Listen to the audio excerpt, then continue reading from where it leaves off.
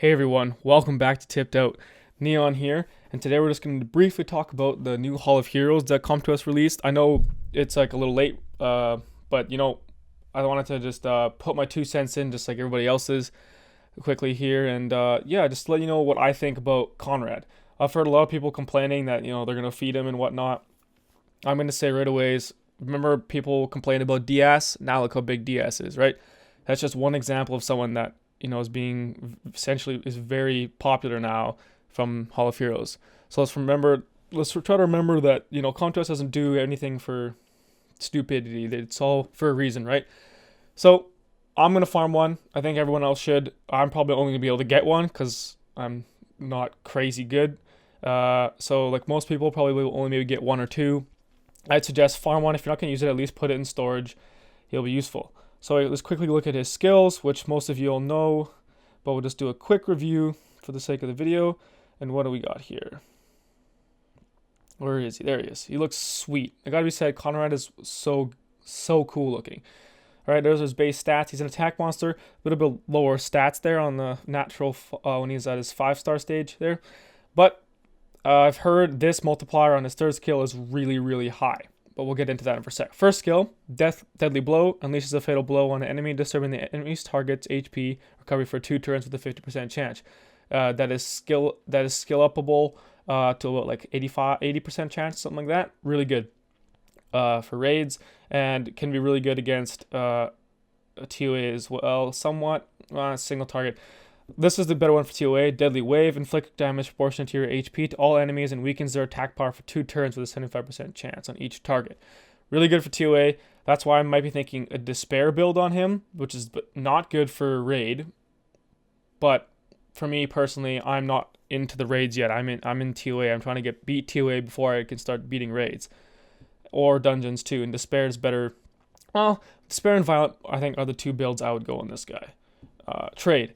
Attacks the enemy, reviving one ally monster with 30% HP if the enemy is eliminated by this attack. If there is no revivable ally on the field, all allies will receive a damage-absorbing shield for 2 turns. The amount of absorption differs according to the monster's level. Okay, people keep forgetting about the shield thing, that no reviving. That's useful. Look at the cases. She has the shield. Rena has the shield. There's a lot of monsters that give this shield, and I think people keep forgetting. It's a free shield rune that this guy gives. So you don't need to have a shield rune on your team because I think he does, all allies will receive a shield. So that's a really useful skill. So that's really good in the arena there. And it's good in TOA as well. Keeps your guys from dying right away from them hard hitters.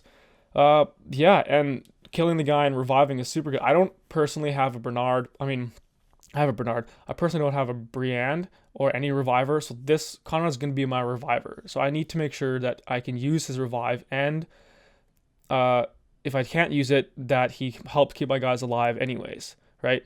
Maybe puts it up, saves someone's life for a bit, and then I can use my Chassoon to make sure that they're back to full health. All possibilities. So what I'm thinking for Conrad is if you're doing like a Despair build for TOA, you either go speed, crit rate, and HP, or if you need him to do a little bit harder, you might go like HP, crit rate, attack. So why I'm saying crit rate is because of the fact that the multiplier on this is really high, but if you put crit damage on him, and then you have to take the sacrifice of bringing in either a crit buffer, or you have to bring in not a crit buffer. You have to bring in either a crit buffer, or you have to hope that he crits, right? To get that kill to do the big damage. But I'm thinking if he's going to crit every time, right? And if he's on violent, if he crits every time, then he might potentially get what am I trying to say? Hold on. If he can crit every time, he'll do decent damage every time. If you can get some decent crit damage as long with a full % crit rate, then I'm thinking, the chances of him killing something with trade are a lot higher if he's going to keep critting, because his light monster, he has no elemental problems, right? So if he's going to crit, then that's awesome, because he could just potentially kill a monster. If he's only critting for like 10k, that's perfect, because most of the time you're going to be using dots to bring monsters down in TOA. They're going to be almost dead anyways because of dots doing 5% of their HP all the time, because you should have dots on the entire time. you time when you use it at the right moment, boom, kills it, brings your guy back that that you need, right? And then you have them full health because you chassoon afterwards, whatnot, and then they're ready to go for the boss stage of that level. That's why I think Conrad is going to be good.